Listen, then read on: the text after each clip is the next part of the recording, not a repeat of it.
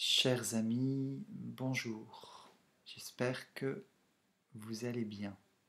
En tout cas, continuons de prier les uns pour les autres. Quel rythme adopter en ce drôle de temps? Premièrement, n'oubliez pas la loi de la gradualité. Loi de la gradualité, c'est-à-dire que nous avançons par degrés, que nous avançons progressivement, que nous progressons petit à petit et que nous ne changeons pas du jour au lendemain, d'une seconde à l'autre. N'oubliez pas cette loi, ça vous permettra de ne pas culpabiliser inutilement, parce que si vous vivez mal ce temps, bien, ne soyez pas étonnés. Vous êtes dans ce temps d'adaptation qui est le nôtre aujourd'hui. Vous ne pouvez pas passer du jour au lendemain d'une vie peut-être très rythmée, très occupée, à une vie confinée chez vous. Donc ne culpabilisez pas, dites-vous que l'enjeu est important et qu'il ne faut pas fuir cette étape, parce que si vous ne faites pas attention à ce qui est bon pour vous, alors les jours, les semaines, peut-être un peu plus, les semaines à venir seront très difficiles et de plus en plus difficiles. Voilà. Donc déculpabilisez. Voilà. Et vivez ce que vous avez à vivre, c'est-à-dire d'abord le sevrage, le deuil. Voilà. Pendant un certain nombre de semaines, vous n'allez plus pouvoir avoir votre vie d'avant. Voilà. Il faut passer ce cap, ce deuil et ce sevrage, parce que parfois on est hyperactif, c'est cette hyperactivité qui nous fait tenir, et là, on n'a plus rien à faire. Mais vous n'allez pas en mourir, je vous rassure. Passons ce cap et adaptons-nous progressivement à cette nouvelle situation qui est hors norme. Pour cela, je vous propose 3 temps. Ressentir, discerner et choisir, décider. Ressentir. Vous avez besoin de prendre du temps pour percevoir ce qui se passe en vous.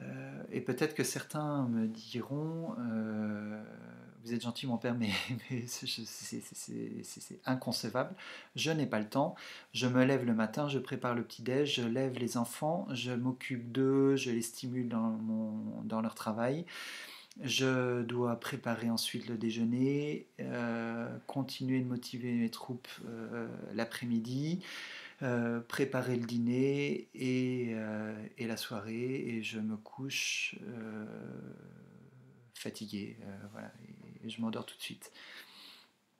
Eh bien, c'est possible, et peut-être que d'autres travaillent d'arrache-pied ou ont toutes sortes d'activités qui les prennent beaucoup.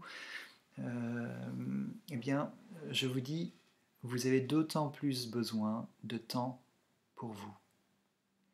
Et pour faire attention à ce qui se passe justement en vous. Voilà. Peut-être que vous êtes au bord de la rupture. Eh bien, il est bon que vous vous en aperceviez maintenant. Comme ça, vous n'aurez pas à passer par cette rupture. Vous allez prévenir. Peut-être que... Voilà, je ne sais pas. Vous êtes dans d'autres situations. Ressentez cela et discernez, deuxième temps, discernez ce qui est bon pour vous.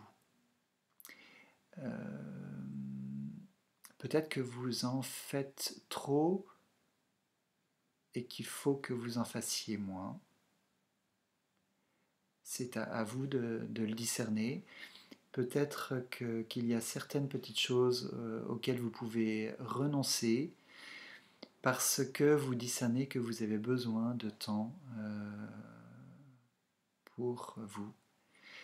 Euh, il y a quelques jours, vous aviez peut-être des espèces de sas, de respiration qui faisaient que vous travailliez euh, en partie, une grande partie de la journée en dehors de chez vous, ou que vous étiez dehors, ou à aider je ne sais quoi. Euh, Aujourd'hui, vous n'avez plus ces sas. Vous êtes confiné chez vous. Et vous êtes peut-être confiné avec d'autres personnes que vous aimez beaucoup, mais avec qui vous devez apprendre à vivre toute la journée. Et à certains moments, il s'agit de les supporter, parce qu'en fait, vous n'êtes pas habitué à vivre ainsi tout le temps avec eux. Eh bien, ce que vous aviez auparavant, ces sas, vous en avez encore besoin. Et alors, discernez comment trouver le moyen de prendre des sas pour vous retrouver vous-même, pour faire autre chose qui vient enrichir votre intérieur, au lieu de voir votre énergie se dépenser entièrement pour les autres et dans des activités extérieures. Voilà, discernez ce qui est bon. Peut-être qu'il faut que vous discerniez l'importance des médias dans votre vie. Peut-être que vous êtes rivé toute la journée sur votre ordinateur à essayer de trouver les dernières infos sur Internet, et que finalement vous allez discerner que ça ne vous fait pas vraiment du bien. Peut-être que vous êtes constamment avec la télé allumée, qui répète des informations pas toujours porteuses d'une grande espérance. Eh bien, peut-être qu'il faut que vous discerniez qu'il n'est pas bon que vous continuiez à vivre ainsi avec la télé tout le temps, et qu'il vaut peut-être mieux limiter le temps de télé, limiter le temps d'internet. Peut-être que vous êtes constamment, comme beaucoup, sollicité par votre téléphone, WhatsApp, SMS, mail, appel,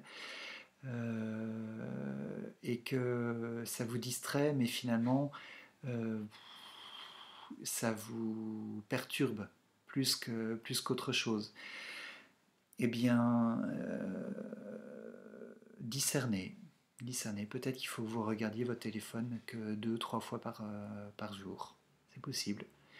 Et si vous le faites, vous aiderez aussi certains autres autour de vous à discerner la même chose. Voilà. Ressentez, discernez et décidez. Voilà, c'est le dernier moment qui est pas facile. Mettre sa volonté en mouvement, avec toute notre intelligence, avec tout notre être, pour faire réaliser ce qui est bon pour nous. Voilà, je terminerai par un petit témoignage personnel. Vous savez qu'il y a quelques années, j'ai pu, avant de venir ici à Sainte-Madeleine, vivre dans un ermitage qui dépendait d'un monastère des frères de Bethléem. Et les 2 premières semaines, non, les quelques premiers jours ont été redoutables. J'avais eu de très belles vacances, et tout d'un coup, je me suis retrouvé dans mon ermitage vide, que je ne connaissais pas, dans un monde que je ne connaissais pas. Je n'avais plus de contact avec les autres. C'était le silence. La nature était splendide, mais voilà. Et je n'arrivais pas à trouver l'énergie en moi de prier tout le temps que je voulais prier. C'était très dur, et j'ai essayé de fuir ce silence en appelant certaines personnes, ou en laissant des messages. C'était dur, c'était un peu de la fuite, mais je culpabilisais au fond de moi-même, je crois, ces premiers jours, parce que je n'arrivais pas à vraiment prier comme je l'avais décidé. Et assez rapidement, le Seigneur m'a mis à l'aise, et m'a fait comprendre qu'il fallait que je fasse attention à moi-même, et qu'il fallait que j'y aille progressivement, comme je vous l'ai dit. Et donc j'ai décidé de prendre le temps de repos dont j'avais besoin pour rattraper un petit retard de repos. Prendre du temps pour prier, le minimum que je devais faire. Prendre le temps pour me promener, le temps aussi pour lire des livres que je trouvais agréables et qui m'ont enrichi intérieurement. Et au bout de 2 semaines, je suis naturellement entré dans le rythme qui a été celui de mon année après, le rythme de la solitude avec des temps de prière plus importants et qui m'ont profondément nourri et comblé. Donc, je vous dis ça pour vous faire comprendre que c'est ce que nous vivons tous les uns les autres aujourd'hui. N'en ayons pas peur. Je vous lis un petit passage de la parole de Dieu. Au livre d'Osée au chapitre 2, Dieu se plaint de son épouse Israël qui lui est complètement infidèle. Il lui annonce des moments terribles qu'elle va vivre. Mais après, au verset 16, il dit « C'est pourquoi je vais la séduire, je la conduirai au désert et je parlerai à son cœur. Là, je lui rendrai ses vignobles et je ferai du Val d'Accord une porte d'espérance. Là, elle répondra comme au jour de sa jeunesse. Elle retrouvera en gros son innocence et son amour de jeunesse, comme au jour où elle montait du pays d'Égypte. Il adviendra ce jour-là que tu m'appelleras mon mari. Je conclurai pour les fils d'Israël une alliance en ce jour-là avec les bêtes des champs, avec les oiseaux du ciel et les reptiles du sol. Et eux, je les ferai reposer en sécurité. Je te fiancerai à moi pour toujours, je te fiancerai dans la justice et dans le droit. Je te fiancerai à moi dans la fidélité, et tu connaîtras le Seigneur, ton Dieu. » Voilà ce que Dieu veut nous aider à vivre en ce temps de carême, un peu radical, un peu particulier. Que Dieu vous bénisse. Amen.